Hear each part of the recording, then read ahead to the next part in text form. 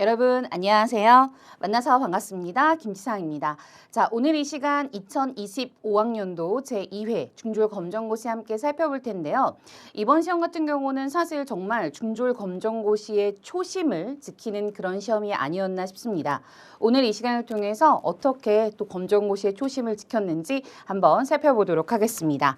먼저 1번부터 한번 살펴볼게요. 우리가 사실은 이 말하기 듣기와 관련된 문항들은 따로 여러분들의 특별한 학습 없이도 얼마든지 접근 가능한 그런 문제입니다. 자, 기억에 대한 설명으로는 적절한 것이라고 했는데요. 어린 아들인지 학생인지 사소한 일로 친구와 싸웠는데 화해를 못해서 고민이다 라고 이야기했습니다. 그랬더니 그쵸, 어른이자 또 아버지일 수도 있고 선생님일 수도 있겠죠. 그래, 무슨 일로 싸웠는데 라고 물어보고 있습니다. 그럼 지금 상대방이 고민을 말했을 때 화자가 무슨 일로 싸웠는데 라고 해서 이제 의문형으로 그쵸, 그 이유를 물어보고 있어요. 그래서 상대방과의 말과 관련 없는 대답 아니죠. 2번 상대방의 의견에 적극적으로 반대하는 거 역시나 아니고요. 3번 상대방의 이야기를 이어가도록 지금 뭐 하고 있습니까? 그렇죠. 질문을 하고 있습니다. 그래서 여러분들이 이제 주어진 상황만 보고도 충분히 해결할 수 있는 그런 문항이었다. 그래서 마지막에 고민에 대한 해결 방안. 상대방이 고민을 말한 건 맞지만 그것에 대해서 해결 방안을 이야기한 건 아니니까요. 정답은 3번이 되겠습니다. 자, 이제 2번입니다. 역시나 말하기 듣기 관련된 말하기 불안과 관련된 문제가 나왔어요. 기억에 들어갈 말로 적절하지 않은 것. 자, 이모가 묻습니다. 표정이 좋지 않네. 무슨 일 있어? 라고 했더니 조카가 친구들 앞에서 발표할 때마다 불안해요. 라고 했습니다. 자, 우리가 말하기 불안을 조금 낮추기 위해서 어떤 방법이 있는지 이모가 이제 이야기를 해줍니다. 연습을 절대로 하지 마. 여러분, 연습을 미리 좀 해보면 아무래도 그 실전에 가서 자신감 있게 발표할 수 있겠죠. 정답은 그래서 1번이 되겠습니다. 눈을 감고 심호흡하는 것도 좀 마음의 안정을 취할 수 있는 거고요. 메모를 준비해서 중간중간 말이 막힐 때마다 메모를 살짝 보는 것도 발표에 도움이 되겠죠. 몸을 가볍게 풀어주는 것도 도움이 돼. 그러니까 2번과 4번 같은 경우는 실질적으로 몸과 마음의 어떤 긴장을 풀어주는 방법이라면 3번은 참고할 수 있는 메모는 어떤 실질적인 도움을 주는 그런 방법이 아닐까 싶습니다. 그래서 이번의 정답은 1번이 되겠습니다. 자, 이제 3번입니다. 역시나 언어의 특성 나왔습니다. 여러분, 제가 아까도 말씀드렸다시피 이번 시험 정말 검정고시의 초심을 지켰다라고 말씀을 드렸는데요.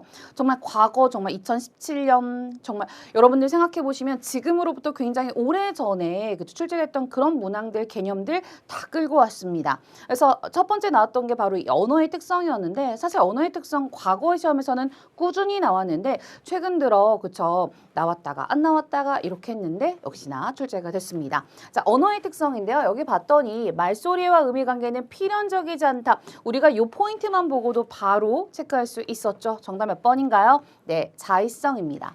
그래서 자의성을 드러내는 예에는 어떤 것들이 있냐? 똑같은 의미를 가지고 있어요. 그런데 나라별로 서로 다르게 말소리, 형식이 드러나는 것. 그것이 바로 자의성이다. 그러니까 자의적이라는 건 뭐다? 필연적이지 않다. 우연적이다. 이렇게 생각하시면 되겠고요. 사회성 너무 많이 나왔죠. 언어는 그 언어를 사용하는 사회 구성원들의 약속이다. 선생님이 사회성 나오면 약속이라는 키워드 꼭 기억하라고 말씀드렸고요. 역사성, 언어는 시간의 흐름에 따라 변한다라는 것, 시간의 흐름에 따라 변한다는 포인트 기억하시고요. 창조성, 정말 어떻게 보면 이건 인간만이 가지고 있는 인간의 언어만의 특성이라고 볼 수 있는데요. 어떤 한정된 단어를 가지고 무한히 많은 표현들을 만들어낼 수 있는 것, 그것이 바로 창조성입니다. 그래서 정답은 3번이 되겠습니다.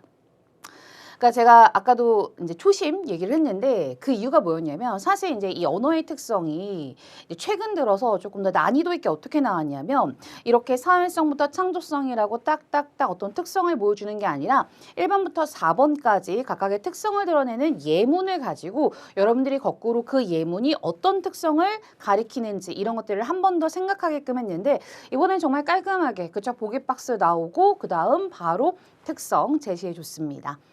자, 이제 4번으로 가겠습니다. 모음의 특성. 최근 들어서 우리가 자음과 모음의 체계를 묻는 문제 많이 출제되고 있는데요. 이번에 설명하는 모음이 사용되지 않은 단어입니다. 여러분 여기 보면 이제 단모음이라고 했는데 이 단모음은 그쵸 소리를 낼 때 입술 모양이나 혀의 위치가 고정돼서 움직이지 않습니다. 그럼 열심히 여러분들이 뭐 발음을 해보셔도 하나의 방법이긴 한데요. 선생님이 적어도 우리 국어에 그쵸 모음엔 21개가 있는데 그 중에 단모음에는 몇 개가 있다? 그쵸 10개가 있습니다. 10개가 있는데 이 10개는 여러분들이 조금 암기해 주시면 너무 좋다라고 늘상 말씀을 드렸어요. 그래서 이, 에, 그 다음에 으, 어, 아, 위, 왜, 우, 오. 선생님이 실질적으로 우리 단모음 표에 맞춰서 여러분들한테 말씀을 드린 거예요. 만약에 이 표가 상관이 없다면 여러분들이 그냥 위에서부터 키위를 주게 되었소 내가 이렇게 암기하셔도 무방합니다. 그런데 선생님은 일단은 전설과 후설, 평순과 원순, 고모음, 중모음, 저모음 이렇게 한번 암기를 해봤습니다. 그렇다면 여기서 이 단모음이 사용되지 않는 그런 단어 정답 몇 번인가요? 그렇죠. 여유가 되겠죠. 여러분 여기 보시면 지금 여와 유 둘 다 이중모음이라는 것. 그래서 여유 같은 경우는 이여. 다시 말해 반모음 이에 어가 붙은 거고요. 유. 반모음 이에 우가 붙은 이중모음에 해당합니다. 그런데 나머지 이, 오. 그쵸? 그 다음에 아, 이, 그 다음에 오, 우 모두 다 뭐예요? 단모음 안에 들어가는 모음이다 라는 거 볼 수 있었습니다. 이렇게 해서 4번의 정답 2번이 되겠습니다. 자 이제 5번입니다. 정말 우리 중졸검정고시에 정말 빼놓을 수 없는 저는 진짜 중졸검정고시 딱 하면 딱 떠오르는 게 품사와 문장 성분이에요. 제가 이렇게 오랜 시간 동안 검정고시를 하면서 단 한 번도 품사와 문장 성분을 절대 빼고 묻는 시험은 없었다. 라고 봐도 무방할 정도로 품사와 문장 성분은 기본 중에 기본이다. 이렇게 말씀을 드렸는데 사실 우리가 품사를 암기하는 방법 마법의 5글자 있습니다. 선생님 늘상 말씀드리는데요. 관체조, 부용. 관체조 부용이 무엇이냐? 관형사는 체언을 꾸며주고요. 체언된 조사가 붙고요. 부사는 용언을 꾸며줍니다. 게다가 이 품사 같은 경우는 중등과정에서 명확하게 학습하셔야지 고등과정 가서도 여러분들이 어려움 없이 또 학습에 임할 수 있다는 거. 그러니까 품사는 내가 어쨌든 고등과정까지 가는데 가장 중요한 문법 요소 중에 하나구나라고 생각하시면 되겠습니다. 자, 그럼 밑줄 친 단어의 품사, 기역과 같은 것이라고 했습니다. 이때 새를 봤더니 새가 뒤에 있는 구두를 꾸며줍니다. 구두는 우리 무슨 사입니까? 명사입니다. 명사는 체언 안에 들어가고요. 그럼 체언을 꾸며주는 이 아이는 그렇죠. 관형사가 되겠죠. 그럼 관형사를 찾는 문제를 묻는 문제였어요. 그럼 볼까요? 우와. 그럼 이거 뭡니까? 놀람, 부름, 감탄, 감탄사에 해당하고요. 그 다음 내 손을 잡았다. 여러분 기본형 잡았다 뭡니까? 잡다입니다. 그럼 잡다는 다로 끝나는 말 동사인 형용사에 해당하겠죠. 그런데 동사와 형용사를 구분을 아직도 어려워하는 학생들 굉장히 많으신데요. 제가 오늘 이 시간 팁을 드리도록 하겠습니다. 동사에는 니은다, 는다를 붙이면 된다. 선생님 여기 나오는 이 용이 항상 학생분들한테 어떻게 말씀드리냐면 용감한 형과 동생, 용언에는 형용사와 동사가 있다 이렇게 말씀을 드려요. 그런데 그중에 형과 동생 중에 동생이 훨씬 더 잘났는데 그 이유가 뭐냐? 동생은 일단 뭔가 능력이 대단합니다. 그래서 니은다, 는다를 붙였을 때 가능하다. 잡다, 잡는다 가능하죠? 그럼 얘는 뭡니까? 동사가 되겠구나. 3번 갑니다. 그는 옛 추억을 떠올렸다라고 했습니다. 옛이 추억을 꾸며주네요. 그럼 추억은 명사, 체언입니다. 정답 몇 번? 3번이 되겠죠. 4번입니다. 여기가 바로 내 고향이다라고 했는데 이 여기 많은 학생분들이 딱 처음 보자마자 사실 명사와 많이 헷갈려 하시는데 여기는 그쵸 어떤 장소를 대신 가리키는 거죠. 그렇기 때문에 이 아이는 대명사가 되겠다.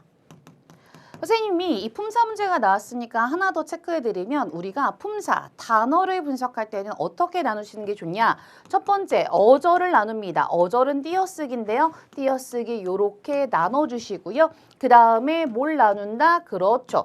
조사를 분리합니다. 그럼 여기 보면 나는 구두를 이렇게요. 그럼 이렇게 됐을 때 우리는 품사를 분석할 수 있다. 우리가 제시된 예문을 가지고 제가 잠깐 말씀드리자면 나 대명사죠. 는 조사, 새 관형사, 구두 명사를 조사 신었다. 기본형 신다, 신는다. 가능하죠? 동사. 이렇게 해서 분석할 수 있다라는 것.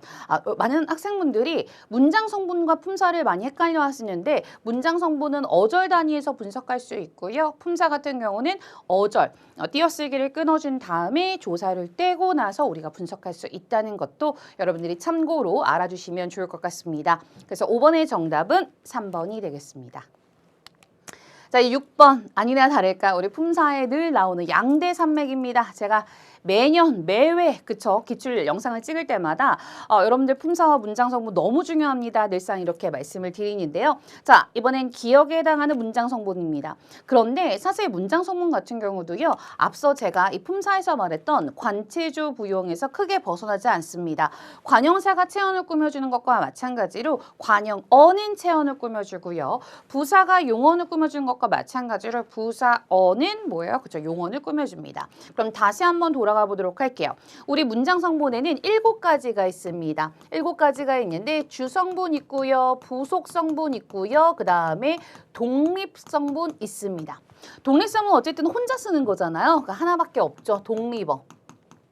그런데 우리가 늘상 중요하게 여기는 건 사실은 주성분인데 주성분은 주어, 서술어, 목적어, 보어입니다. 사실 제가 주성분을 말씀드릴 때 항상 주어부터 말씀드리지 않습니다. 저는 1등으로 항상 서술어를 먼저 이야기한다라는 것. 1등이 서술어, 그리고 2등이 주어입니다. 그럼 부속성분은 꾸며주는 이제 성분을 부속성분이라고 하는데 아까도 말씀드렸다시피 관형어와 또 뭐예요? 부사어가 있겠죠. 선생님이 조금 전에 말씀드렸습니다. 문장 성분인 어절 단위로 분석해라. 그럼 우리 어절 한번 끊어보도록 하겠습니다. 그러면 많은 학생들이 맨 앞에서부터 분석을 하시려고 해요. 절대 그러시면 안 된다라는 거. 항상 1등은 뭘 찾아라? 서술어를 찾아라. 그럼 한번 해볼까요? 잔다, 서술어. 누가 잔다고 했습니까? 아기가 잔대요. 그러면 주어가 되겠죠. 자, 뭘 잡니까? 잠을 자는 거죠. 그러니까 잠을 목적어에 해당하고요. 그런데 이 세근세근이 결국은 뭐예요? 서술어. 용언을 꾸며줍니다. 다로 끝나는 말을 용언이라고 하는데 이렇게 서술어를 꾸며주는 아이를 우리는 부사어라고 하지요. 정답은 그래서 4번이 되겠습니다. 자, 여기 보시면 우리가 선생님 보어는 뭔가요? 라고 생각하실 수 있는데요. 이 보어 같은 경우는 서술어가 반드시 되다, 아니다 라는 서술어가 나왔을 때 그 앞에서 보충을 해주는 성분을 우리는 보어라고 합니다. 예를 들면 나는 남자가 아니다. 남자가 나는 어른이 아니다. 어른이 이런 경우가 바로 그죠 보어에 해당한다라고 생각하시면 되겠습니다. 여러분들이 문장 성분 분석했을 때 팁 꼭 기억하시는 것 어절로 나눈다. 1번으로 서술어를 찾는다. 2번 주어로 찾고요. 그 다음에 1번과 2번 찾은 다음에 이제 주성분 찾은 다음에 나머지 성분들을 찾는 것이 더 여러분들이 수월하다라는 것. 제발 앞에서부터 순차적으로 문장 성분 분석하는 것은 아니다라는 거 기억하셨으면 좋겠습니다. 자, 7번입니다. 다음 밑줄 친 부분 중 다음 규정에 맞게 발음하지 않은 것이라고 했는데요. 표준 발음법 나왔습니다. 14항이니까 제가 봤을 때 요거 겹받침 중에서도 자, 이게 중요한 포인트가 있어요. 사실 많은 학생분들이 이렇게 조항을 제시하더라도 힘들어하는 경우가 있습니다. 그 이유가 뭐냐? 바로 이런 말들 때문이에요. 조사어미 전미사. 결합되는 경우에는 뒤에 것만을 뒤에 음절 첫 소리로 옮겨 발음한다. 아, 그래. 나 읽을 순 있어. 근데 이게 무슨 의미지? 라고 생각하실 수 있는데요. 사실 이게 13항과 14항이 거의 세트예요. 네, 똑같은데 13항 같은 경우는 모음으로 시작되는 실질적인 의미를 가진 것들이라면 자, 조접어, 조사접사어미 여러분들 저와 함께 학습한 학생분들은 아실 거예요. 이 조접어를 우리는 뭐라고 하느냐? 바로 형식 형태소라고 합니다. 그러니까 형식 형태소라는 건 무엇이냐? 실질적인 의미가 없고 문법적 의미만 있는 것을 우리는 형식 형태소라고 해요. 이럴 때 어떻게 하냐면 앞에 겹받침이 있잖아요. 그러면 앞에 건 놔두고 뒤에 것만 그대로 뭐 해준다? 연달아 발음하는 연음을 해준다. 그러니까 실제로 뒤에 것만을 뒤음절 첫 소리로 옮겨 발음한다를 우리는 두 글자로 짧게 뭐라고 말할 수 있다? 연음. 연달아 발음한다 이렇게 생각하시면 되겠습니다. 그럼 한번 볼까요? 자, 여기 봤더니 자, 여기 보면 뭐예요? 모음으로 시작하는 거죠. 여러분 모음으로 시작한다는 건 첫 소리가 이응이라는 겁니다.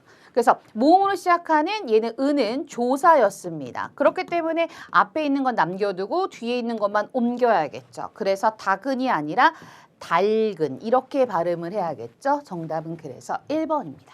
사실 좀 이상하다고 생각하실 수도 있습니다. 우리가 평소에 뭐 닭은 이렇게 말하지 달근, 달기 이렇게 이야기하지 않잖아요. 그러니까 예를 들면 뭐 대표적으로 리을기억 받침에 흙이라는 단어가 있습니다. 야, 흙을 만지지 마. 흙이 맞네? 이렇게 말 안 하고 흙이 맞네? 이렇게 보통들 말씀들을 많이 하시다 보니까 사실 그게 틀린 발음임에도 불구하고 아, 올바른 발음이구나 라고 생각하고 넘어가는 학생분들 굉장히 많습니다. 여러분들 기억하셨으면 좋겠고요. 자, 앉아서 볼게요. 겹받침 니은 지읒 있는데 뒤에 아서가 어미에 해당합니다. 그래서 앞받침 뒤연음. 그래서 어떻게 앉아서 이렇게 발음하는 거 맞고요. 넋을 같은 경우 볼까요? 을, 모음으로 시작했고요. 조사가 되겠습니다. 그러면은 시옷만 위로 올라가야겠죠. 선생님 그러면 넋을 아닌가요? 라고 생각하실 수 있겠지만 여기 보이시나요? 이 경우 시옷은 된 소리로 발음한다. 그럼 된 소리라는 게 뭐냐? 까, 따, 빠, 아이고, 빠, 싸, 짜. 쌍기역부터 쌍지역까지가 우리가 된 소리인데요. 이럴 때는 된 소리로 발음한다라고 했으니까 넋을. 사실 이 과정에서 어떤 것들이 일어나는지 고등 과정에 또 이제 음운 변동과 연관지어서 생각해보면 굉장히 편한데 아직까지 우리는 중등 과정이기 때문에 이렇게 한번 설명을 좀 드렸고요. 강아지가 아이의 손등을 핥다라고 했어요. 아, 뭡니까? 어미가 되겠죠. 겹받침. 앞에 있는 건 남겨두고 뒤에 있는 것만 연음. 그래서 핥다가 되겠죠. 선생님 저는 사실은 조사나 어비를 잘 구분하지 못하겠어요 라고 생각하시는 분들 있으실 텐데요. 조사는 말 그대로 이렇게 닭, 넉, 딱 떨어지는 명사, 체온 뒤에 붙는 아이들을 조사라고 하고요. 어미 같은 경우에 여기 앉아서 기본형 뭡니까? 앉다. 할다의 기본형, 그죠? 할다의 기본형, 할다가 되겠죠. 그럼 이렇게 앉다, 할다, 다로 끝나는 모든 말, 결국 용언에는 어간과 어미가 있다는 것. 그래서 여러분들이 어미는 이렇게 생각하시면 돼요. 다로 만들 수 있는 말의 꼬리구나 라고 생각하시면 되겠습니다. 사실 이제 이 선지에서 전미사 나오지 않았기 때문에 선생님이 따로 오늘 이 시간 설명을 드리지는 않겠지만 여러분들이 적어도 조사랑 어미 정도만 잘 구분해 두셔도 충분히 그쵸 이해할 수 있다라는 것 기억해 주셨으면 좋겠습니다. 자, 이제 8번으로 갑니다. 한글 맞춤법 또 안 나오면 서운해요. 그러니까 우리가 항상 양대 산맥이 있어요. 품사와 문장 성분, 표준 발음법과 한글 맞춤법. 자, 한글 맞춤법 보도록 하겠습니다. 이건 이런 문제야말로 정말 이런 거죠. 너 어디까지 알고 있니? 너 어디까지 한글 맞춤법을 잘 알고 있니? 라고 해서 어떻게 보면 기본 상식을 묻는 문항인데 우리가 이제 준비하는 과정에서 사실은 자주 나오는 이런 한글 맞춤법 열심히 준비했습니다. 자, 이 집은 된장찌개, 아이개입니다. 여러분, 아이개, 된장찌개고요. 친구로서 너를 응원할게 정답은 2번이고 이것도 많이 나와요. 여러분들이 많이 응원할게로 쓴 학생분들 굉장히 많으시는데요. 그렇지 않습니다. 발음은 할게이지만 쓸 때는 할게로 써야 된다는 거 기억해 주셨으면 좋겠고요. 자, 우리 로서랑 많이 헷갈리는 게 뭡니까 여러분들? 로서예요. 근데 사실 뭐 이것도 알아두시면 편한 게 뭐냐면 로서 같은 경우는 이제 앞에가 자격, 신분, 그러니까 사람의 지위, 자격, 신분 뒤에 로서가 붙습니다. 그래서 선생님이 이걸 좀 구분할 때 어떻게 하면 좋냐면 자, 이기 때문에로 바꿔주면 좀 편해요. 그러니까 내가 친구이기 때문에 너를 응원할게. 가능하죠. 그래서 이기 때문에를 딱 붙여서 말이 가능하다. 그러면 로서구나. 근데 로서는 뭐냐? 수단과 방법입니다. 그렇기 때문에 보통 로서 앞에는 이렇게 사람과 관련된 명사들이 많이 나오고요. 로서 같은 경우는 앞에가 수단과 방법과 관련된 그런 명사들이 많이 등장한다라는 것 기억해 주셨으면 좋겠습니다. 3번입니다. 감기가 빨리 나았으면 좋겠다. 이거 맞는 것 같은데 라고 하는데 사실 나았으면과 우리가 많이 헷갈리는 게 뭐냐면 낫다예요. 우리가 병이 낫다, 감기가 낫다라고 한 건 낫다가 아니라 낫다입니다. 그럼 낫다를 우리가 활용하면 이 문장에서 맞게 쓰려면 어떻게? 그렇죠. 나았으면 요렇게 써야겠죠. 요거는 이제 아기를 낳다 할 때 고 낫다가 되겠죠. 4번. 앞으로 어디에 가든지 꼭 전화해. 선생님 정말 이건 이상한 게 없어요. 라고 생각하실 수 있는데요. 우리가 요거랑 많이 헷갈리는 게 던지와 든지입니다. 이 던지라는 건 무엇이냐? 과거의 일이에요. 그런데 든지 같은 경우는 뭐예요? 여러분들 선택이에요. 그렇기 때문에 여기선 앞으로 아직 일어난 일이 아니잖아요. 앞으로 어디에 가든지 꼭 전화해 이렇게 이야기하는 게 올바르다. 그래서 8번의 정답은 2번이 되겠습니다. 자, 이렇게 해서 문법 끝났습니다. 그럼 당연히 쓰기 나오겠죠. 쓰기의 개요짜기는 너무 쉬웠어요, 여러분들. 그렇죠? 달맞이꽃의 쓰임새를 고르라는 문제였습니다. 여러분들 문항 보시면 기억의 세부 내용이라고 했습니다. 그럼 쓰임새라고 쓱 하고 선지를 봤더니 달맞이꽃을 활용한 무엇? 천연염료. 이게 쓰임새겠죠. 그럼 달맞이꽃 이름의 뜻은 아무래도 처음에 들어가면 조금 자연스러울 것 같아요. 꽃잎 모양. 그럼 생김새에 들어가겠죠. 중간 1에 들어가면 좋을 것 같고요. 그 다음에 환경 나왔습니다. 그럼 자생환경에 들어가면 좋겠죠. 중간에 2. 사실 저는 그 쓰기 영역에서 이런 개요짜기 같은 경우는 앞에 말하기 듣기와 관련된 문항처럼 여러분들이 특별한 학습 없이도 충분히 접근이 가능한, 그래서 그 말이 이제 거꾸로 말하면 반드시 점수를 꼭 가져와야 하는 그런 문항이라고 생각합니다. 그래서 여러분들이 차근차근 보셨으면 어렵지 않게 또 우리가 정답을 찾을 수 있었다. 자, 이제 10번입니다. 제가 어떻게 보면은 이제 말하기, 듣기, 쓰기, 그 다음에 문법을 통틀어서 그래도 좀 어려운 게 뭐가 있을까요? 라고 한다면 저는 세 손가락 안에 꼽는 게 이 고쳐쓰기 유형입니다. 이 고쳐쓰기 유형은 여러분 보시면 아시겠지만 사실 내가 뭐 주관식으로 고치는 게 아니잖아요. 비교해서 어떤 게 더 자연스러운지 체크해 보시면 될 것 같습니다. 시작해 보도록 할게요. 수업은 보통 불쾌하고 시끄러워 듣는 사람을 별로 도움이 되지 않는 소리를 말한다. 좀 문장이 이상해요. 그랬더니 사람을을 뭐라고? 사람에게로 바꿔봅니다. 그럼 해볼까요? 소음은 보통 불쾌하고 시끄러워 듣는 사람에게 별로 도움이 되지 않는. 맞죠, 여러분들? 그래서 우리가 서술어가 도움이 되지 않다라는 얘기예요. 그럼 도움이 되지 않다, 사람을 도움이 되지 않다가 아니라 사람에게 도움이 되지 않다. 이게 훨씬 더 자연스러우니까 1번은 맞겠네요. 도움이 되지 않는. 누가 않는 이렇게 써요. 그렇죠? 이거 어떻게 고쳐야 됩니까, 여러분들? 그렇죠. 않는 소리죠. 우리가 이 지문에 써 있는 니은에 앉는 기본형으로 보면은 앉다. 뭐 껴앉다에 앉다도 되고요. 그렇죠? 또 알다가 뭐예요? 활용될 수도 있는 유형입니다. 약간. 그렇죠? 알다 혹은 앉다. 이게 두 가지가 있는데 사실 이 문맥적 의미에서 도움이 되지 않다. 부정의 의미를 갖고 와야 되니까 니은 히읗으로 쓰는 것이 적절하다. 그럼 소음의 기준은 매우 주관적이다. 백색 소음은 백색광에 수일했다. 갑자기 생뚱맞게. 우리가 항상 이 고쳐쓰기에서 나오는 항상 하나의 포인트. 바로 통일성입니다. 통일성이라는 건 뭡니까? 그래, 그쵸. 주제에 벗어나거나 흐름에 벗어나는 그런 문장이 들어오면 통일성을 깨트린다. 그런 문장들은 삭제해줘야 된다. 그래서 삭제한다. 맞네요. 그럼 남는 게 정답이 4번밖에 없는데 우리 4번을 한번 보도록 하겠습니다. 자, 소음이 될 수 있다는 말이다. 결코 아기의 울음소리는 엄마나 아기에게는 아주 중요하고 의미 있는 소리지만 주변 사람들에게는 소음으로 들릴 수 있다라고 했어요. 우리가 결코 같은 경우는요. 뒤에 부정어와 호응을 많이 하는데 여러분 이 리를 이제 삭제한 다음에 한번 보도록 할게요. 상태에 따라서 그 소리가 소음이 될 수도 있다는 말이다. 그러면서 그 뒤에 아기의 울음소리가 나왔어요. 소리 중에서도 아기의 울음소리, 구체적으로 예를 들었다라고 볼 수 있겠는데요. 그렇기 때문에 하지만이 아니라 뭐가 어울릴까요? 리을에는 예를 들어 뭐 이런 어떤 표현들이 훨씬 더 자연스럽겠죠. 왜냐하면 앞서 나온 내용에 대해서 구체적인 예를 들어 다시 한번 설명하고 있습니다. 정답은 그래서 4번이 되겠습니다. 자, 이렇게 해서 10문항 말하기 듣기 쓰기 문법까지 함께 정리해봤습니다.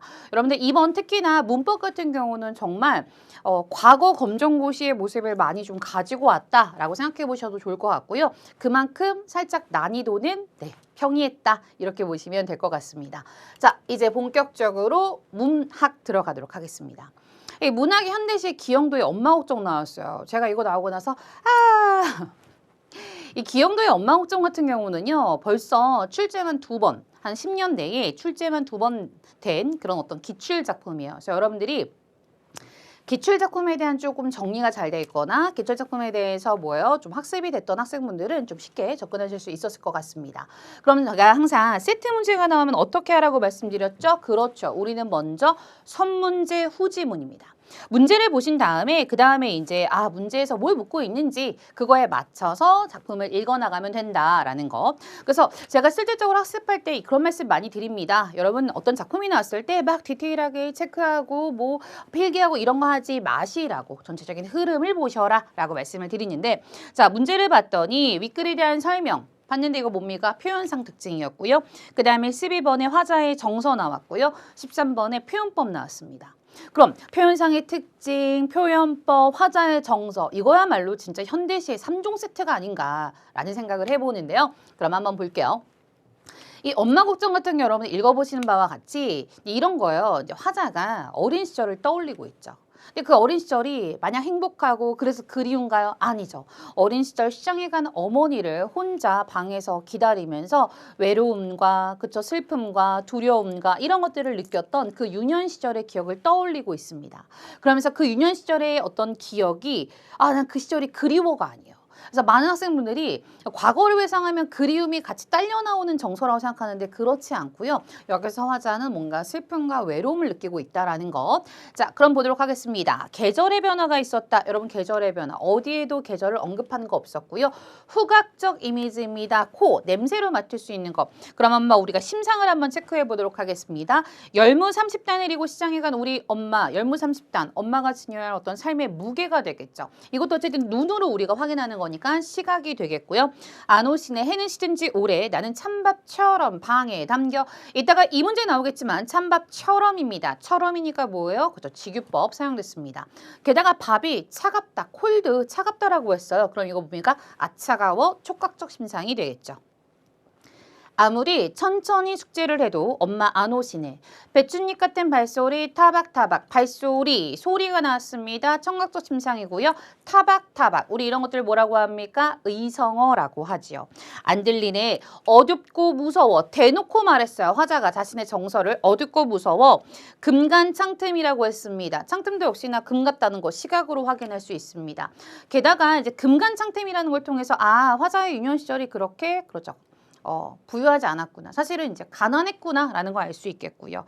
고요히 빗소리라고 했어요. 소리니까 청각적 심상 다시 한번 나왔죠. 빈방에 혼자 엎드려. 자, 여기서 중요합니다. 훌쩍거리. 던이 나왔어요, 여러분요. 제가 조금 전에 그 문법 문제 풀면서 던지와 든지 얘기 말씀드렸잖아요. 던지는 과거, 든지는 선택이라고 말씀을 드렸습니다. 그럼 훌쩍거리 던이라는 건 과거를 나타내는 어미입니다. 그래서 이걸 통해서 화자가 과거를 회상하고 있구나. 그래서 1년에서는 어린 화자의 어린 시절이 나왔다면 2년에서 아주 먼 옛날이라고 했습니다. 아주 먼 옛날이 바로 1년에 해당하는 내용이었고요. 지금도 현재로 돌아왔습니다. 내 눈시울을 뜨겁게 여러분 뜨겁다 찬밥 촉각적 심상이죠.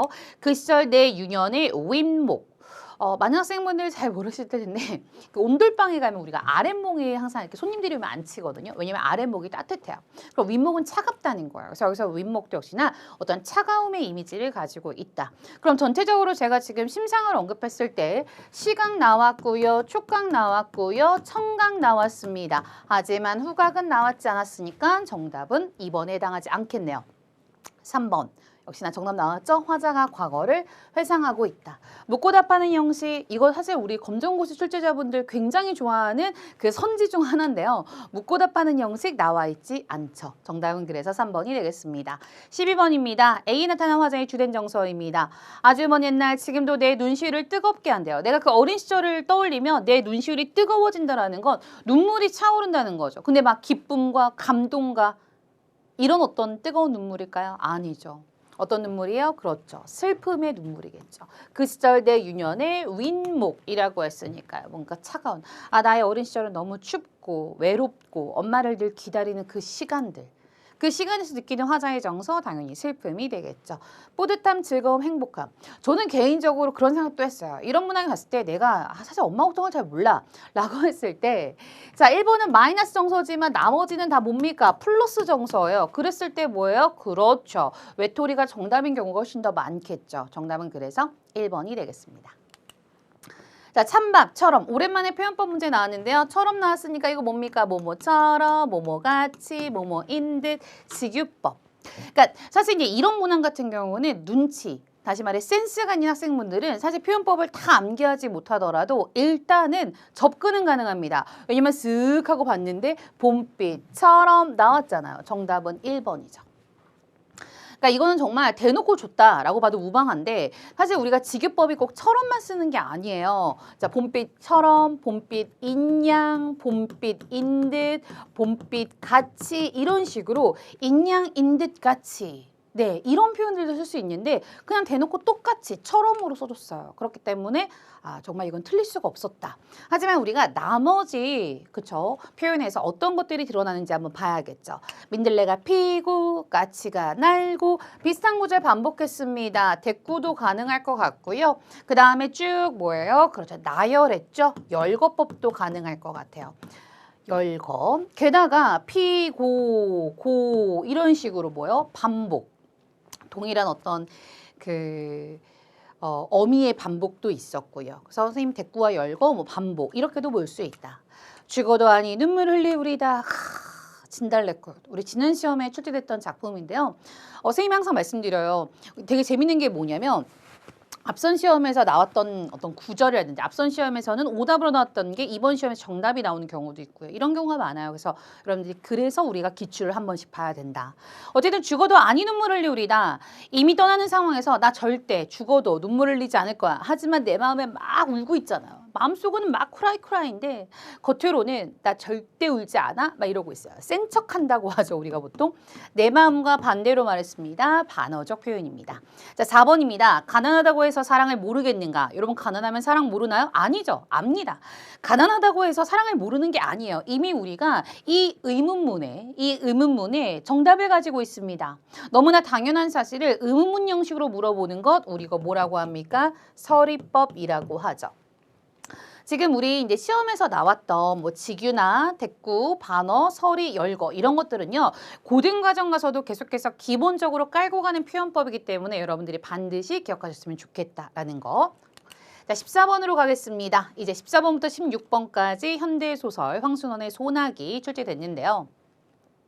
사실 제가 기본 강의를 우리가 막 하면서 소나기 한번 나올 때가 됐는데 왜냐면 모든 교과서에서 굉장히 소나기를 공통적으로 다루고 있었지만 어떻게 보면 중등과정의 소나기 진짜 너무 오래전 10년 전전 그때는요 이게 출제가 됐었어요. 그런데 10년 안에서 제가 쭉 한번 봤더니 10년 안에서는 소나기가 한 번도 출제된 바가 없더라고요. 그런데 다시 교육과정이 바뀌면서 이 소나기를 많이 수록하고 있는 교과서들이 있어서 제가 한 번쯤은 소나기가 출제가 될 것 같습니다 라고 했는데 아니나 다를까 이렇게 나왔네요.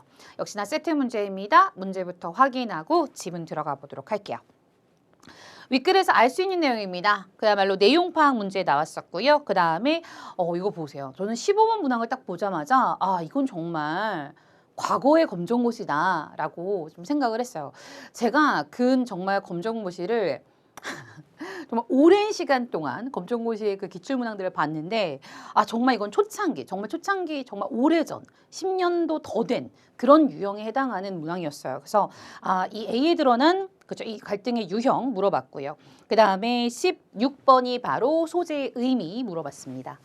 자, 이 소나기 같은 경우는 이제 아픈 연약한 소녀와 소년의 약간 한여름의 어떤 소나기 같은 사랑, 그만큼 순수했지만 짧은 사랑을 그린 굉장히 아름다운 소설입니다. 굉장히 전체적으로 간결한 문체로 뭔가 시적인 느낌을 주기도 하고요. 그래서 여러분들이 황순원의 소나기라는 작품은 한 번쯤은, 그러니까 꼭 전문을 읽어보지 않으시더라도 한 번쯤은 들어보셨을 거라 생각을 하는데 일단 윗글에서 알 수 있는 내용으로 적절하지 않은 거. 자. 그 다음에 우리가 이제 시험이라는 특수한 상황에서 많은 학생분들이 이제 본문만 드립다 있는 학생분들이 있어요. 여러분 절대 그러시면 안 됩니다. 항상 우리가 중요한 게 뭐냐면 그 앞부분의 줄거리예요. 이 앞부분의 줄거리에 굉장히 많은 정보를 숨겨두고 있지요. 그래서 한번 보도록 할게요. 소녀는 서울에서 전학 온 소녀와 함께 산으로 놀러가 즐거운 한나절을 보낸다. 소나기가 내리자 소녀는 소녀를 업고 물을 불어난 도랑을 건넌다. 소나기를 맞은 탓에 며칠 앓았다는 소녀는 그날 입었던 옷의 얼룩을 보여줬어요. 그 옷에 얼룩을 왜 보여줬을까요? 사실 이제 도랑에서 물이 불어나니까 소녀가 건널 수가 없었던 거예요. 그래서 소년이 이렇게 업어줬는데 사실 그 엎혀있는 상태에서 소녀의 그 옷에 그 흙탕물이 이렇게 얼룩이 진 거죠. 그러니까 사실 엎혀있는 상황에서 진 얼룩이니까 사실 소녀가 이건 우리의 추억이야. 약간 이런 의미로 보였던 것 같아요. 얼마 뒤 이사를 가게 되었다는 소식을 소년에게 전한다. 여러분 이사 누가 간다고요? 소녀가 갑니다. 그런데 여러분 보세요. 벌써 3번 정답 나왔죠. 하지만 끝까지 한번 가보도록 하겠습니다. 계물은 날로 여물어 갔다. 그런 다음에 소녀는 갈림길에서 아래쪽으로 가보았다. 뭐 한결 가까워 보았다. 어른들의 말이 자 볼게요. 어른들의 말이 내일 소녀네가 양평읍으로 이사 간다는 것이었다라고 했습니다. 그럼 양평읍으로 이사 갈 예정은 소년이 아니라 소녀가 되겠죠. 정답은 3번입니다. 이렇게 선생님 쉽게 체크를 좀 해봤고요. 그 다음에 이제 이런 게 있어요. 꼭 우리 검정고시 지문이 그렇게 길지는 않지만 간혹 지문을 쭉 읽어 나간 다음에 내용판 문제를 딱 봤을 때 무슨 내용이었더라? 라고 생각하시는 분들이 계십니다. 저는 그럴 때 학생분들한테 어떻게 하냐면 좀 지문을 끊어서 보시라고 말씀을 드려요. 그러니까 예를 들면 장면이 바뀌기 전, 뭐 장면에서 뭔가 변환되기 전까지 읽은 다음에 거기다 체크를 하신 다음에 이런 것들 확인해 주면 좋겠죠. 계속해서 갈게요. 소녀는 저도 모르게 주머니 속 호두알을 만지작거리며 한 손으로는 수없이 갈꽃을 이렇게 휘어꺾고 있었대요. 이 작품의 또 특징이 무엇이냐? 보통 우리가 심리를 막 제시해 주잖아요. 서술자가. 그렇지 않죠. 이 작품에서는요. 서술자가 인물의 행동을 통해서 인물의 심리를 보여줍니다. 주머니 속 호두알을 계속 만지작거리는 이유 뭔가요? 소녀에 대한 그리움이겠죠. 그러면서 갈꽃을 막 휘어꺾어요. 못 보니까. 괜히 뭔가 심통이 난 걸 수도 있고. 그렇죠? 그 다음 그날 밤 자 A 부분입니다. 소녀는 자리에 누워서도 같은 생각뿐이었다. 내일 소녀네가 이사하는 걸 가보나 어쩌나 가면 소녀를 보게 될까 어떨까. 그러니까 며칠 동안 지금 소녀를 보지 못했어요. 그리고 소녀가 이사를 간다는 소식을 들었습니다. 그럼 소녀의 입장에서 당연히 소녀가 보고 싶은데 혼자 방바닥에 누워가지고 내일 이사 갈 때 가서 봐야 되나 말아야 되나. 자 인물의 마음속의 갈등입니다. 우리 이런 갈등을 뭐라고 합니까? 그렇죠. 내적 갈등이라고 합니다. 이미 15번의 정답도 나왔네요. 자, 그러다가 까무룩 잠이 들었는가 하는데 라고 했어요. 그러니까 소년이 이제 방에서 잠들 무렵에 엄마 아빠의 대화를 듣게 된 거죠. 거참 세상 일도 말 같던 아버지가 언제 돌아왔는지 윤초식 댁도 말이 아니야. 그만 던접나 또 다 팔아버리고 대대로 살아오던 집마저 남의 손에 넘어가더니 또 악상까지 당하는 걸 보면 여러분 악상 뭐라고 했습니까? 젊어서 부모보다 먼저 자식이 죽는 경우. 그럼 어떤 자식이 죽었는가? 여러분들 예상하셨겠지만 소녀가 죽었습니다. 난풀불 밑에서 바느질감을 안고 있던 어머니가 증손이라곤 계집애 그의 하나뿐이었지요. 그렇지 산에 둘 있는 건 어려서 잃어버리고 어쩌면 그렇게 자식복이 없을까. 글쎄 말이지. 이번엔 꽤 여러 날 앓는 걸 약도 변변히 못 써봤다더군. 그러니까 집안 가세가 기울어서 이제 약도 못 썼대요. 지금 같아서는 윤초씨네도 대가 끊긴 셈이지. 그러니까 이 윤초씨가 아무래도 소년의 집안을 이야기하는 것 같아요. 그런데 참 이번 계집애는 어린 것이 여간 잔망스럽지가 않아. 글쎄 죽기 전에 이런 말을 했다지 않아. 자기가 죽거든 자기 입던 옷을 꼭 같이 묻어달라고. 그러니까 소녀가 그 옷을 자기가 죽거든 같이 묻어달라고 했던 건 뭡니까? 소년과의 추억을 영원히 기억하고 싶어서, 그렇죠? 간직하고 싶어서 그런 말을 남긴 것 같습니다. 소녀는 소녀의 죽음을 알게 되었죠. 엄마 아빠의 대화를 통해 알게 됐고요. 윤초식 댁에 불행한 일이 일어났다. 그렇죠. 가세도 기울고 게다가 악상. 자식까지 죽었죠. 아버지는 소녀를 잔망스럽다고 여긴다. 그렇죠. 마지막에 여간 잔망스럽지 않아. 자기가 죽거든 그 옷을 묻어달라고 했다고 이 말을 통해서 확인할 수 있었습니다. 정답은 그래서 3번이 되겠습니다. 자, 여기 A에 드러난 갈등의 유형. 소년이 혼자 그저 방에 누워가지고 내일 갈까 말까 볼 수 있을까 말까 마음속으로 고민하고 있습니다. 인물의 내적 갈등에 해당하겠죠. 뭐 우리가 보통 일반적으로 소설에서 현대소설에서 가장 많이 나오는 갈등은 인물과 다른 인물의 갈등, 다시 말해 개인 대 개인의 갈등이 가장 많이 나오고요. 인물과 사회의 갈등 같은 경우는 우리가 중등과정에서 딱 명확하게 보여주는 작품이 있어요. 바로 홍길동전입니다. 길동이는 서자지만 어쨌든 뭐예요? 입신양명하고 싶은데 그 당시 사회가 뭐예요? 적소차별이 있었죠. 서자는 그러면 안 돼라고 해서 길동이의 욕망을 누르게 되죠. 그런 것들이 바로 인물과 사회의 갈등입니다. 그러면 인물과 자연의 갈등인데 사실 우리 중등 과정에서는 또 고등 과정에서도 그렇고요. 어떤 한 인물이 자연과의 어떤 갈등을 벌이면서 뭐 자신의 운명을 개척하는 그런 작품들은 해당되는 게 없다. 그래서 대부분은 이렇게 개인 대 개인의 갈등이나 그다음 뭐예요? 개인의 내적 갈등, 인물의 내적 갈등이 가장 많이 나온다라고 생각해 주시면 되겠습니다. 16번입니다. 여러분들 보기 편하시라고 제가 이렇게 좀 가지고 와봤습니다. 다음 설명에 해당하는 것이라고 했어요. 소재의 상징적 의미였는데요. 죽어가면서도 소년과의 추억을 간직하고 싶어하는 소녀의 마음입니다. 이거 너무 뭐예요? 그쵸? 나 죽거든 내가 입던 옷을 같이 묻어달라고 했던 그쵸? 그 소년과의 추억을 간직하고 싶어하는 거 정답은 4번이 되겠죠. 그럼 나머지 기억, 니은, 디귿 볼게요. 게을물은 날로 여물어 갔다. 이게 무슨 의미야? 이제 넘어가실 수 있는데 사실 이런 식으로 게을물이 뭔가 날로 여물어 갔다라는 건 뭐냐면 시간의 흐름을 보여주는 서술이라고 볼 수 있겠고요. 소녀는 저도 모르게 주머니 속 호두알을 만지작거렸어요. 그러면서 갈 꽃을 밖에 휘어 꺾었죠. 소녀에 대한 그리움입니다. 난폭불 밑에서 바느질감을 안고 있던 어머니가 라고 했는데요. 사실 바느질감은 딱히 어떤 의미가 있었던 건 아니고 진짜 어머니가 그저 밤에 뭔가 그저 일을 하시는 어떤 어머니의 업이라고 볼 수 있겠죠. 그래서 딱히 이 바느질감에는 어떤 소재의 상징적 의미는 없었고요. 게을물이나 주머니 속 호두알, 자기가 입던 옷 이런 것들은 소나기라는 작품의 어떤 상징적 의미를 담은 소재가 되겠다라는 것도 기억해 주시면 좋을 것 같습니다. 자, 이렇게 선생님이 현대소설 마무리 지었습니다. 그럼 이제 두둥 다음 소설입니다. 제가 또 이 작품 나왔을 때 하고 소리를 질렀어요. 왜요? 토끼전 진짜 제가 이 검정고시를 시작하면서 정말 이 중등 과정에서 제일 학생분들한테 많이 말씀드렸던 작품 중에 하나가 토끼전이었습니다. 그런데 최근 들어 거의 토끼전이 안 나왔어요. 그래서 과거에 너무 많이 이제 출제가 돼서 이제 안 나오나? 그래서 최근 들어 이제 박지원의 작품들이 좀 많이 출제가 됐었는데 다시 돌아왔습니다. 그리고 이 토끼전 같은 경우는 어떻게 보면 이제 춘향전, 심청전과 마찬가지로 이제 판소리기 소설이고요. 게다가 우화 소설입니다. 우화. 그러니까 어떻게 보면 동물을 의인화해서 그린 작품인데 여기서 보면 토끼가 나오고 별주부 나오고 그 다음에 용왕 나오죠. 여러분들 토끼전 같은 경우도 앞서 나온 소나기처럼 한 번쯤은 어디선가 들어봤다. 그리고 전체적인 전문은 읽지 않더라도 어쨌든 전체적인 뭔가 줄거리, 큰 줄거리는 대략 알고 있다라고 생각하실 수 있는 그런 작품으로서 이 작품 같은 경우는 일단은 좀 버전이 달라요.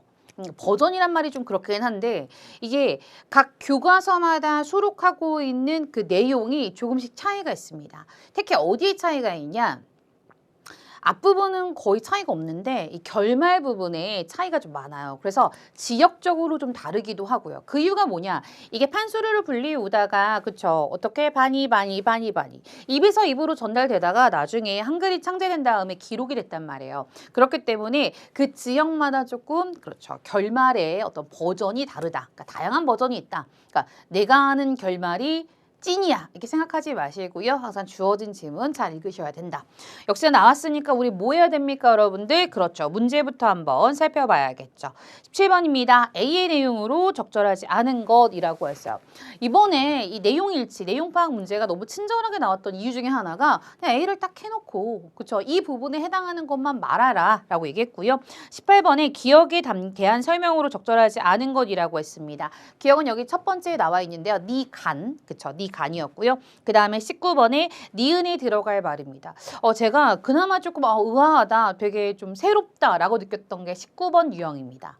이런 식으로 어떤 전체적인 글의 흐름에 맞춰서 이제 알맞은 단어, 어떤 단어를 넣어야 되는지 이런 것들을 이제 묻는 문제가 나왔는데요. 한번 보도록 하겠습니다. 제가 앞부분 줄거리 중요하다 말씀을 드렸습니다. 병에 걸린 남의 용왕에게 토끼의 간이 약이 된다고 하여 별주부가 토끼를 용왕 앞에 데리고 온다. 토끼의 간이 아니면 다른 약이 없는 처지에 별주부가 충성심을 발휘해 그 험한 육지에 가서 너를 잡아왔느니라. 지금 용왕이 토끼한테 이야기를 하죠. 그 다음에 제가 이제 고전 소설이든 그 소설이라는 갈래를 읽을 때 여러분들한테 조금 드리고 싶은 팁은 인물에다가 일단 동그라미를 쳐놓으면 여러분들이 읽는데 굉장히 수월해진다라는 거 좀 체크해 보시고요. 네 간을 내어 먹고 짐의 병이 낫는다면 이 짐은 뭡니까? 그렇죠. 임금이 자기 자신을 낮추어. 그렇죠. 과인, 짐 이런 것들. 낳는다면 토끼 너의 공을 어찌 잊겠느냐? 서류적 표현이죠. 우리 용궁 최고의 건축물인 기린각 능은대에 네 이름을 새겨 길이 보존할 것이다. 그게 아니면 네가 원하는 것은 다 이루어주마. 목숨을 바쳐 명분을 이루는 것 또한 의미 있는 삶이 아니겠느냐. 그러니 조금도 서러워하지 말고 어서 칼을 바꿔라 라고 했습니다. 그러니까 어쨌든 별주부에게 속아서 용궁으로 왔는데 용왕이 자 네가 나를 위해 죽는 것은 매우 영광스러운 일이야. 그러니까 아까워하지 말고 어서 목을 내어 어서 네 간을 바쳐 라고 이야기하는 그 장면이네요. 그러고 나서 이제 중략으로 끊었습니다. 토끼는 바닷물 빛이 보이지 않도록 한참을 훌쩍 가서야 바다 위에 높이 앉았습니다. 여러분 아시죠? 그래서 토끼가 실질적으로 용왕을 이제 간사함께로 속이죠. 그러고 나서 내 간이 사실 지금 내 몸에 없다. 내가 그만큼 내 간이 굉장히 효험이 있어가지고 며칠부터 며칠까지는 그쵸. 바위 볕에 말렸다가 며칠부터 며칠까지는 내 몸속에 넣어놓고 다니고 이런 식으로 거짓말을 해요. 그러니까 용왕이 거기에 이제 홀라당 속아 넘어가죠. 그래서 그 용궁에 있을 때는 토끼의 배 안에 간이 없었단 말이에요. 그래서 다시 용왕이 별주부를 시켜서 그 토끼를 데리고 육지에 가서 그 간을 챙겨서 다시 오라고 해서 육지로 보내준 그 장면입니다. 그럼 사실은 이 17번 문제 A가 뒤에 나왔고요. 그 다음에 제가 여기 보면은 18번 니간이 앞부분에 나왔기 때문에 제가 만약에 문제를 푸는 사람이었다면 저는 중략을 기준으로 해서 끊어서 봤을 것 같아요. 그런 다음에 앞에 기억이 니간이 나왔기 때문에 17번이 먼저가 아니라 18번부터 먼저 해결한 다음에 넘어갔겠죠. 그러니까 여러분들 결코 이제 문항이 이제 17, 18, 19 이렇게 되어 있지만 꼭 순서대로 풀 필요는 없다라는 거 항상 효율적으로 풀었으면 좋겠다. 그럼 기억에 대한 설명으로 도달하지 않은 것이라고 했습니다. 용왕이 토끼에게 원하는 거 맞죠? 네 간을 내어라. 하지만 토끼는 그 간을 내어주면 죽게 되니까 살기 위해 지켜야 하는 것이고요. 별주부는 용왕에게 바치기 위해서 이제 토끼를 이제 속여서 용궁 으로 데리고 가죠. 정답은 몇 번? 4번입니다. 너구리가 열을 내리게 먹는 거. 귀엽다. 그런데 사실 너구리 선생님 아직 너구리 안 나왔잖아요. 네 맞아요. 그러니까 중략부분 앞부분을 읽으면 이 정도는 우리가 추론할 수 있을 것 같아요. 다 옳은 설명이야. 근데 4번 같은 경우는 이제 정답이기는 하나 어쨌든 적절하지 않다라는 근거를 뒤에서 한 번 더 확인을 해봐야겠죠. 그래서 중략 다음으로 한번 넘어가 보도록 합니다. 그래서 이제 니은했다라고 했습니다. 그럼 이것도 19번 이 부분인데요. 제가 이 부분 같이 보도록 할게요. 자, 별주부에게 어떻게 했대요? 아첨하고 축하하고 충성하고 호령하고 이 넷 중에 뭐가 어울릴지 한번 볼게요. 이놈 자라야. 네 죄를 따지자면 죽여도 아깝지 않도록 뭐라고 했습니까? 괘씸하다. 그랬으니까 뭡니까? 호령을 내린 거죠. 아첨은 어쨌든 상대에게 잘 보이기 위해서 꾸미는 어떤 행동과 말을 의미하고요. 축하는 말 그대로 여러분들 생일 축하 많이 하시잖아요. 충성은 뭔가요? 그러니까 진정에서 우러나온 어떤 정성 같은 거예요. 특히나 임금이나 국가에 대한 마음을 우리는 충성심이라고 하잖아요. 그러니까 이때는 이제 괘씸하다라고 했으니까 호령이 어울리겠네요. 자, 여러분 보세요. 제가 지금 이 지문의 끝까지 지문을 읽지 않고도 18번, 19번을 해결했습니다. 그러니까 이렇게 부분적으로 여러분들이 정보를 확인하셔서 푸는 것이 처음에는 조금 헷갈릴 수 있으나 이게 체화가 되면 굉장히 편해지고 정확도가 올라간다는 거 기억하셨으면 좋겠습니다. 자, 만약 네 말재주가 네 용왕처럼 미련했더라면 아까운 이내 목숨 수중 원혼이 되었겠구나. 옛 책에는 짐승이 미련하기가 물고기와 같다 했는데 너희 물고기들이 미련하기는 우리 털 있는 짐승보다 더하구나. 왜? 용왕이 속아 넘어갔잖아요. 그러면서 자 뒤에 오장에 붙어있는 간을 어찌 넣고 빼고 할 수가 있겠느냐. 네 소행을 생각하면 산속으로 잡아다가 푹 삶아서 백소주 안주감으로 초장이나 찍어 먹으며 우리 동무들과 잔치를 벌이고 싶은 마음이 간절하구나. 그러나 임금을 위하는 어떤 마음에서 그런 것이며 그러니까 별주부에 뭘 인정해주고 있는 거예요 여러분들? 충성심을 인정해주고 있고요. 그러나 그런 것이며 만경창파 큰 바다입니다. 그 먼 길을 네 등으로 왕래하며 죽고 사는 고생을 함께하였기에 목숨만은 살려보내주겠다. 그리 알고 속히 궁으로 돌아가라. 건배코메라고 얘기를 했어요. 좋은 약을 보내기로 네 왕에게 약속했으니. 그래도 토끼가 나름 좀 여기서의 토끼전 이 토끼전의 토끼는 약간 좀 그 뭐랄까 좀 인간미가 있다. 정이 있다, 인정이 있다 이렇게 볼 수 있는데요.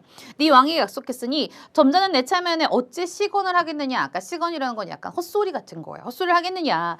그러니까 거짓말을 하겠느냐. 내 똥이 매우 좋아 열을 내리게 한다요. 아, 토끼똥이 열 내리는 데 좋나 봐요. 해열제 기능이 있나 봐요. 사람들이 주워서 알레나이에게 먹인단다. 여러분 아까 보이시죠? 꼭 너구리가 그 자신의 열을 내리기 위해서 토끼 똥을 먹는다. 이런 내용은 아니니까요. 그게 이제 정답이 되겠네요. 적절하지 않은 거에. 내가 살펴보니 네 왕의 두 눈자 위가 열기가 아주 많이 몰렸더라. 이걸 갖다가 먹이면 곧 병이 나을 것이다. 토끼는 작은 총알 같은 똥을 많이 누워 칡잎에 단단히 싸서 별주부 등에 올려놓고 칠그로 감아 주었다. 우리 앞에 표준 발음법 기억하시죠? 별주부는 할 수 없이 토끼똥을 짊어지고 수중으로 수궁으로 발길을 돌렸다. 죽을 목숨 살아나온 토끼의 기쁨이야 오죽하겠는가. 이런 것들이 바로 누구의 목소리입니까? 저술자의 목소리입니다. 이런 식으로 이 고전 소설의 특징 중에 하나가 뭐냐면 서술자가 작품 중간에 개입을 해요. 우리 이런 것들을 5글자 서술자 개입이라고 합니다. 깡장깡장 뛰어가며 흔들흔들 방자하게 뽐내며 자랑하는 모습이 혼자 보기 아까웠다. 이건 서술자의 주관적인 생각이죠. 그러면서 이제 A 한번 보도록 하겠습니다. 나의 재주는 내가 생각해도 신통하구나. 매끄러운 말솜씨로 용왕을 속여서 무사히 고향으로 돌아왔구나 라고 했어요. 그러니까 토끼가 어쨌든 지혜로웠나 봐요. 그러니까 매끄러운 말솜씨로 용왕을 속였죠. 반갑구나 반가워 우리 고향 반갑구나 푸른 산 푸른 물 모두 전에 보던 그대로다. 내가 앉아졸던 저 높은 봉우리와 흰 구름도 변함없고 나무 열매도 주워 먹던 그대로구나. 아 내가 살던 그곳이 그대로구나. 아이고 너구리 아재. 여기서 너구리 나오네요. 그런데 여기선 지금 뭐예요? 토끼가 살아 돌아와서 그 기쁨을 그죠? 안부 인사를 하고 있습니다. 오소령님도 잘 있었지요. 모두들 벼슬 생각, 이사 생각 절대로 하지 마시오. 그러니까 사실 처음에 토끼가 이 별주부를 따라갔던 이유가 뭐냐면 별주부가 굉장히 감언이설을 해요. 너 거기 가면 높은 벼슬도 줄 거고 너 거기 가면 막 호의호식하면 살 거야 막 이런 얘기를 해가지고 토끼가 혹해가지고 헛된 욕심이 있는 또 인물이었거든요. 그래서 따라가게 되거든요. 그러니까 벼슬 생각 이사 생각 절대 하지 말래요. 벼슬하면 몸 위태롭고 타향에 가면 천대받는다던 옛말 하나 그른 것이 없습디다. 한편 토끼를 놓쳐버린 별주부는 이 별주부는 차라리 육지로 올라가 죽어버릴까? 어떤 버전에서는 실질적으로 별주부가 토끼가 도망가고 나서 내 충성심이 용왕을 결국 살리지 못했구나 그러면서 바위에 머리를 찧어 죽었다. 이런 결말도 있습니다. 하지만 처자식과 늙으신 어머니가 마음에 걸려 무거운 발걸음으로 옮겨 수궁으로 돌아갔다. 다행스럽게도 토끼가 준 토끼똥의 효험이 있었네요. 용왕의 병이 씻은 뒤 나았다. 그토록 원하던 충신이 되어 아내, 어머니, 자식 모두 함께 평안한 여생을 누렸다. 이 버전이야말로 정말 모두가 행복한 결말이었죠. 토끼는 살아 돌아가고 용왕은 그 병이 낫고 별주부는 충신이 되었네요. 자, 그럼 이 A 파트를 보고 우리가 또 확인할 수 있는 거 한번 보도록 하겠습니다. 적절하지 않은 것이라고 했습니다. 토끼는 용왕을 속이고 고향을 돌아왔다. 맞네요. 토끼는 오소리에게 이사를 권했다. 아니죠. 벼슬 생각, 이사 생각하지 마시오 라고 했으니까 정답은 2번이고요. 용왕은 결국 토끼똥을 써서 병이 나은 거 맞고요. 별주부는 자신이 원하던 충신이 된 것 역시나 맞죠. 정답은 그래서 2번이 되겠습니다. 자, 선생님 여기까지 읽었을 때 이미 뭐예요? 우리 17, 18번, 19번 다 풀었습니다. 자, 이렇게 해서 이제 문학이 마무리가 되었습니다, 여러분들. 네, 그러니까 문학이 어떻게 보면 전체 시험 중에 가장 비중이 높은 영역이에요. 그래서 여러분들이 새로운 작품 나온다, 낯선 작품 나온다 이렇게 당황하지 마시고요. 항상 선문제, 후지문. 그래서 문제에서 무엇을 묻고 있는지 파악한 다음에 이제 지문 읽어 나가시면서 해결하면은 충분히 해결할 수 있다. 그다음 이제 읽기 영역입니다. 정말 읽기 영역 나왔을 때 제가 또 소리를 하고 질렀어요. 앞서 우리가 토끼전도 그렇고요. 엄마 걱정도 그렇고요. 그 다음에 소나기도 그렇고요. 저희 기본 교재에 다 있는 작품들입니다. 그러니까 어떻게 보면은 그러니까 작품적으로 보자면 적중률 100%다 이렇게 볼 수 있는데 사실 읽기 영역은 100% 적중률을 갖고 있는 게 힘들어요. 왜냐면 너무나 다양한 수많은 글들이 있기 때문에 그렇긴 한데 제가 저희 기본서에 은행문을 왜 안쪽으로 올릴까 있습니다. 그리고 그 뒤에 23번부터 25번까지 디지털 침해 더 이상 걱정할 일이 아니다. 치면상 이것도 역시나 저희 교재에 있는 지문이었어요. 그래서 저희 교재를 가지고 공부를 하는 학생분들이었다면 충분히 마음 편하게 해결할 수 있지 않았을까라는 생각을 해봅니다. 일단 그러면 우리 세트 문제니까 역시나 문제부터 한번 확인해 보도록 하겠습니다. 가라의 내용 일치. 너무 친절하죠. 전 이렇게 친절한 시험 처음 봤어요. 어떻게? 가 읽고 1번 확인해, 나 읽고 2번 확인해 이런 거잖아요. 그 다음 21번에 그렇죠. 가에서 쓰인 설명 방법. 우리가 이 설명 방법 같은 경우는 이것도 역시나 제가 그 언어의 특성을 말씀드린 바와 같이 각각의 설명 방법을 이제 뭔가 예문으로, 그렇죠? 예시로 보여준 다음에 거꾸로 여기에 쓰인 설명 방법이 뭔지를 한 번 더 생각하는 어떤 그런 유형들이 최근에 출제가 됐는데 너무나 깔끔하고 심플하게 대놓고 대조냐, 인과냐 이런 것들을 물어봤어요. 그 다음에 22번의 사전적 의미 언제나 나오는 문항이죠. 그래서 이렇게 한번 보도록 하겠습니다. 일단 제가 이렇게 가나다라 읽어가면서 하나하나 살펴보도록 하겠습니다. 가부터 가겠습니다. 우리에게 문이란 어떤 뜻이 있을까? 국어사전에는 드나 들거나 물건을 넣었다 꺼냈다 하기 위하여 튀어놓은 것 또는 그곳에 달아놓고 여닫게 만든 시설이라고 정의되어 있지만 이것만으로는 부족하다. 좀 더 자세하게 말하면 문은 기능의 측면과 동시에 상징의 측면도 가지고 있다. 아, 기능과 상징의 측면을 다 가지고 있구나. 거기로 사람이 드나들 뿐 아니라 어떤 것의 경계를 표시하고 새로운 시작을 위한 기점 역할도 한다. 문은 기능의 측면과 상징의 측면을 함께 가지고 있다. 역시나 대놓고 나왔죠. 그 다음에 저는 사실 제가 이제 문제를 푸는 학생이었다면 가를 읽고 여기다 동그라미를 쳤잖아요. 그런 다음에 호로록 22번을 가서 1번에 표시를 저는 바로 봤을 것 같아요. 한번 볼까요? 표를 하여 외부에 드러내 보임. 표시 가능하겠죠. 그럼 동그라미를 거기도 쳐놨겠죠. 그럼 나달락으로 다시 돌아옵니다. 문을 여닫는 방법은 크게 옆으로 밀어 여는 미닫이문. 여러분 아시죠? 이렇게 밀고 닫는 거. 그 다음에 안팎으로 여닫는 여닫이문이 있다라고 해요. 밀고 닫는 거, 열고 닫는 거 이렇게요. 그쵸? 문이 있는데 여닫이문은 다시 실내를 기준으로 하여 문이 안쪽으로 열리는 안여닫이와 바깥쪽으로 열리는 박여닫이 그리고 안팎으로 모두 열리는 양여닫이로 나뉜다. 나뉜다 나왔습니다. 그럼 분류. 문의 방향에 따라서 안여닫이, 박여닫이, 양여닫이. 아, 문의 종류? 분류의 방법 쓰였구나. 그런데 이러한 문들은 건물의 쓰임새에 따라 어떤 건물에는 안여닫이, 어떤 건물에는 박여닫이가 사용된다. 건물의 쓰임에 따라 문을 여닫는 방향이 다르다 나왔습니다. 그러면서 또 이제 니은 확인했겠죠. 니은 봤더니 기본이 되는 표준, 기준. 가능은 할 것 같은데 아직은 잘 모르겠어. 이렇게 볼 수 있는데요. 저 개인적으로 이번에 사전적 의미가 조금 많이 헷갈렸을 수도 있겠다라는 생각을 해봤습니다. 그다음 다로 갑니다. 아파트를 제외한 주택의 현관문은 문을 여닫는 방향을 결정하는 요인이 공간 활용인 측면이 강하다. 그렇죠. 여러분 생각해 보세요. 아파트 같은 경우 안여닫이, 박여닫이라고 했을 때 바깥으로 열지 안으로 열지는 않잖아요. 안으로 열면 신발 어떻게 할 거예요? 그렇죠. 그래서 신을 벗고 그다음에 신을 신고 실내로 들어가는 외국과 달리 한국에서는 신을 벗고 실내로 들어간다. 외국과 한국의 차이를 말했습니다. 그렇죠? 두 대상의 차이점. 그럼 우리가 가에 해당하는 21번도 이미 풀었습니다. 대조의 방법 사용되었죠. 즉 신을 벗어 둘 공간이 필요한 것이다. 그 공간의 크기는 집의 규모에 따라 다르겠지만 대략 1제곱미터 내외이고 현관문의 폭도 1미터 내외이니 이렇게 나와 있네요. 여러분들. 저는 그러면 3번 볼까요? 문을 여닫는 방향은 공간의 활용과 관련이 없는 게 아니라 관련이 있죠. 정답은 3번입니다. 이렇게 정보를 끊어서 보시면 어떤 점이 좋으냐? 사실 이제 20번에 딱 해결이 됐잖아요. 4번까지 읽을 필요가 있다 없다? 없다. 그만큼 정확도가 올라갔으니까. 하지만 뭔가 마음이 찝찝하다. 그러면 한 번 더 확인을 할 수 있겠죠. 그래서 선생님이 한번 넘어가 보도록 하겠습니다. 여기 보면 이제 신을 신고 실내로 들어가는 누구와 달리 그렇죠. 외국과 달리 나왔어요. 달리 그쵸. 외국이랑 그 다음에 한국을 그쵸. 차이점을 견주어 봤으니까 대조. 대조가 두 대상의 차이점이에요. 그래서 보통 문장에서 이런 거 있죠. 두 대상이 나왔어요. 차이점을 얘기한다거나 아니면 이렇게 달리가 나온다든지 아니면 이와 달리 혹은 반면에 이런 거 나오면 다 대조의 방법이구나.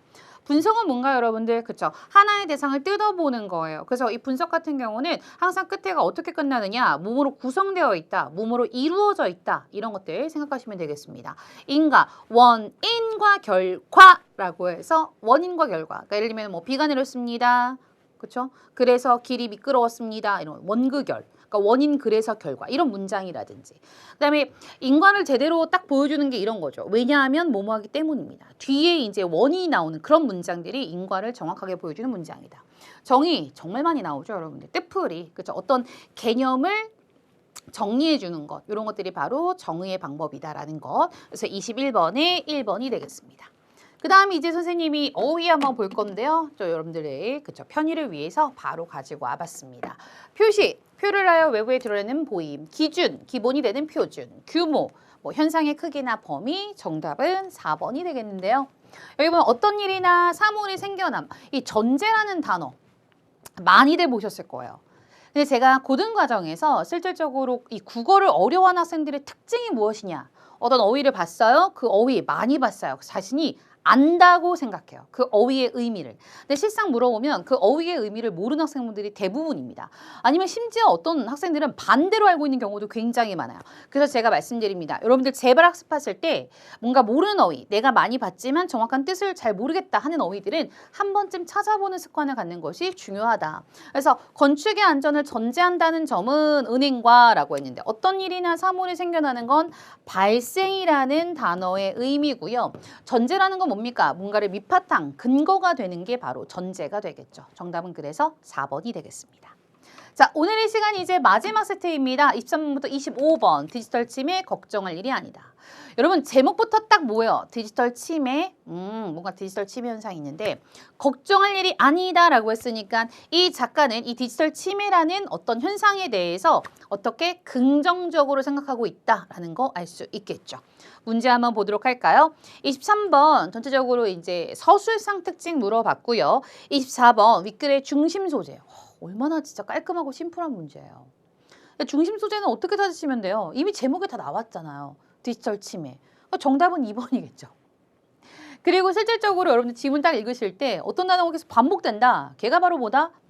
그렇죠. 중심 소재다. 25번에 그쵸 알맞은 접속어 나왔습니다. 그럼 한번 볼까요? 다음 쪽 윗글에 대한 설명이라고 했습니다. 여러분 읽어보시면 알겠지만 중간에 여러분들 세 번째 문단 한번 보도록 하겠습니다.